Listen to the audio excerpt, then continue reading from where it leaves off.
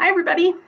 I am Susan Ratliff. I'm one of the pediatricians here at Pediatric Partners, and I just wanted to jump on and talk a little bit about um, how to deal with your picky eater. So I think that feeding can be really exciting for families, and it can be something that can be a big struggle too. So we as pediatricians talk a lot about how about eating, nutrition, and how to feed your kids from the very beginning on up to teenagers and when they leave your house. And one of the most common things we hear about is that kids are picky. So initially, there's sometimes some challenges with infants and but once you get through that the challenges of feeding your infant, most babies and parents are excited to try new foods.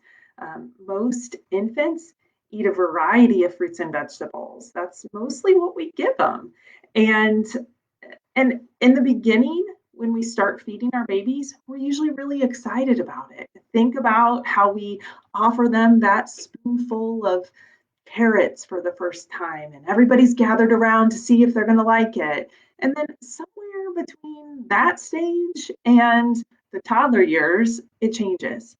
And we often stop offering them the same types of foods, and we often stop being as excited. Feeding becomes more of a chore, and it is a lot of work. Kids have to eat every single day, and so we have to figure out a way to make their meals fun and exciting, and get them to eat the things that are good for them, and we know that they need. Um, so how do we avoid this picky eater stage, and what do we do once we get to that point? I want to talk a little bit about that and hopefully give you some practical tips that you can use for that. So Ellen Satter is my favorite expert on feeding kids. She has a great website called the EllenSatterInstitute.org. Her information is clear, concise, and it really makes sense. I feel like if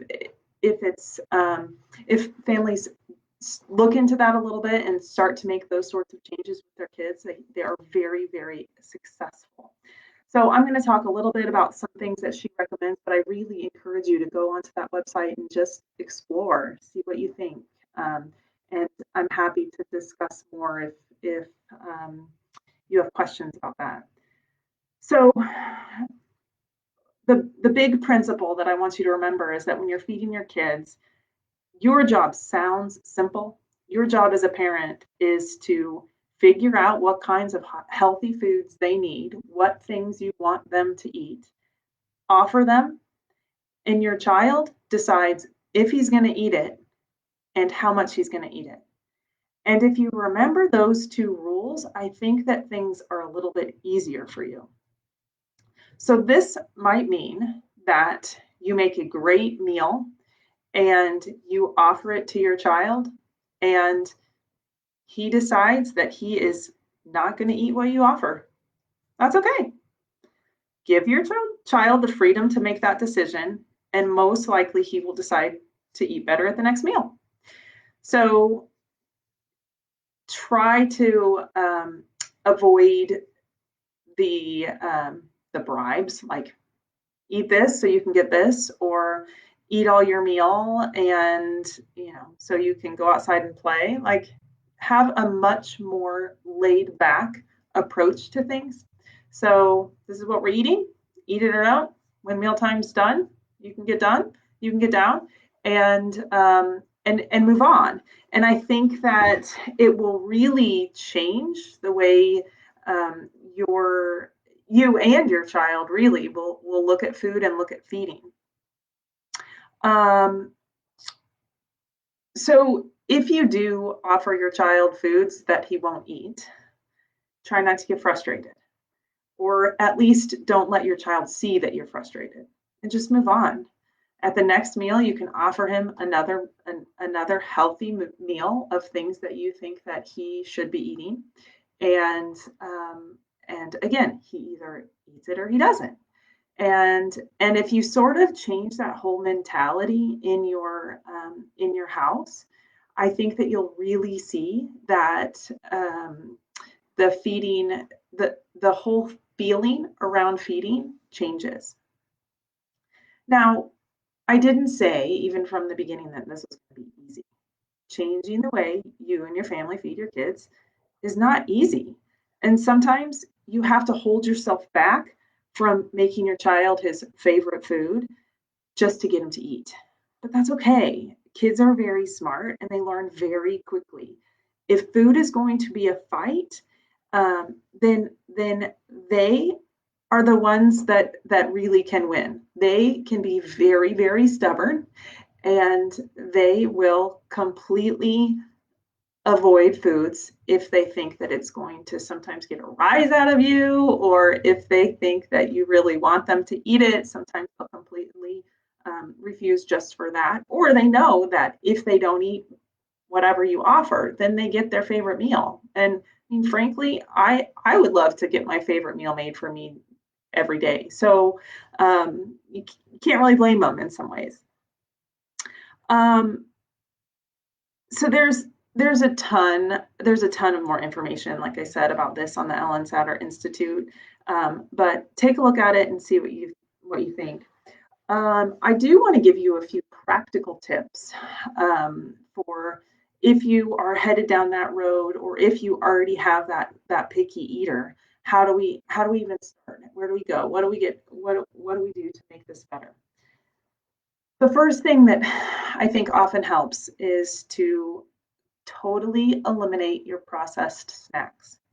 So if your child does need a snack, make that snack look like a small version of a meal with a fruit and a vegetable and a healthy fat or protein. Now, not all kids really need snacks, and for sure not the way snacks have sort of entered our society. But if your child is at an age that needs a snack, then make that a healthy snack, and that's what we mean by a healthy snack: a fruit, a vegetable, a fruit or a vegetable, and then a healthy protein or a healthy fat. Um, for example, you could give a child half of an apple and some peanut butter, and that's a fine snack for them. Um, but make sure that your child is also not filling up on liquid calories. So, don't let your child walk around with a sippy cup full of milk, or don't offer them a lot of milk during the day. Um, or juice can do the same sort of thing. So don't, liquid calories, we know as adults, and it's the same for kids, can really affect weight, and it can also really affect kids' appetite. So keep that in mind. But once you change that and your child is not snacking as much, they'll often be hungrier for the healthier foods you are going to offer at mealtime. And so, although maybe a child that is not as hungry is not going to be willing to try your grilled chicken and broccoli, but if they are hungry, they're a little bit more willing to try new things and not be as reliant on their chicken nuggets or whatever. Secondly, you have to offer foods over and over, and often you'll need to offer those foods in new and exciting ways. So I always tell kids that they need to try a food 10 times before they learn to like it. And I try to put it in a context that they know. So, think about when you were learning to ride your bike. You had to practice riding your bike over and over and over until you really learned how to ride your bike. It's no different when you're learning new foods. And this happens with babies too. So I think that's a little bit hard for us to remember, because you see pictures of, the parents that hand their baby whatever food on a spoon and they eat it just fine, but that doesn't always happen. So the first time babies get a new food, often they'll make a terrible face, or sometimes they'll spit it out. And if we're quick to say, "Oh, Jimmy doesn't like peas. We're not going to give him peas because he doesn't like peas." You sort of label that, and it makes it a lot harder for him to learn to like those things. So with the babies especially, just continue to offer those foods. They may make awful faces. It may frankly look like you're torturing them, but you're not. And often they'll come around. With bigger kids, it's completely reasonable for them to take a no thank you bite.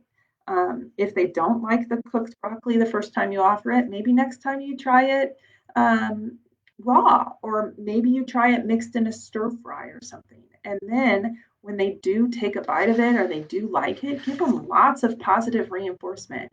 Wow, I didn't know you liked raw broccoli. We'll have raw broccoli more. That's super healthy. So as you continue to offer it, they will they will do better with that food. Remember, the next thing is kids are going to model the behaviors that they see. So if you want a good eater, they need to see you eating healthy foods. So moms and dads, I'm sorry to say it, but they are going to be the kind of eater that you are. And sometimes that's good, and sometimes that's not so good.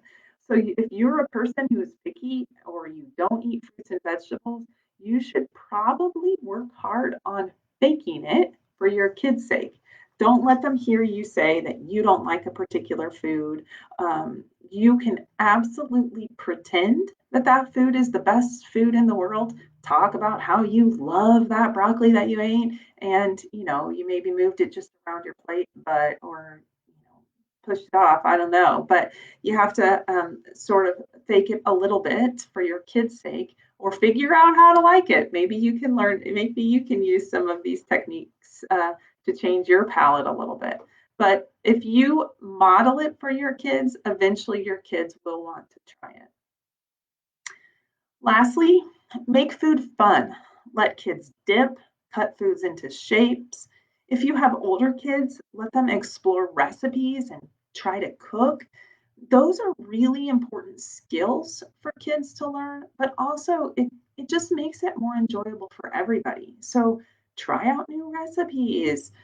Take your kids to the grocery store and let them pick out a fruit or a vegetable that you guys haven't tried before as a family. And you guys can research and figure out how that fruit or vegetable is used, and how you should prepare it, and then let everybody try it. That is a really good way to model that behavior for kids and show them, hey, this is something that I've never tried before too, but let's give it a shot. And so making it fun will make a huge difference for your kids. So that's all I have today. I don't see any questions, so I'm going to go ahead and close. If anybody does have questions to ask, please don't hesitate to send them through our Facebook site. I'm happy to answer questions. And then just remember that hopefully all of the things that I talked about were very general, but it does vary a little bit based on specifics of your child's weight or your child's age. So if you have specific questions or concerns, please consult with your doctor before you make any big changes, or before you do anything new. So with that, I'm going to go ahead and close, and we'll see you all soon.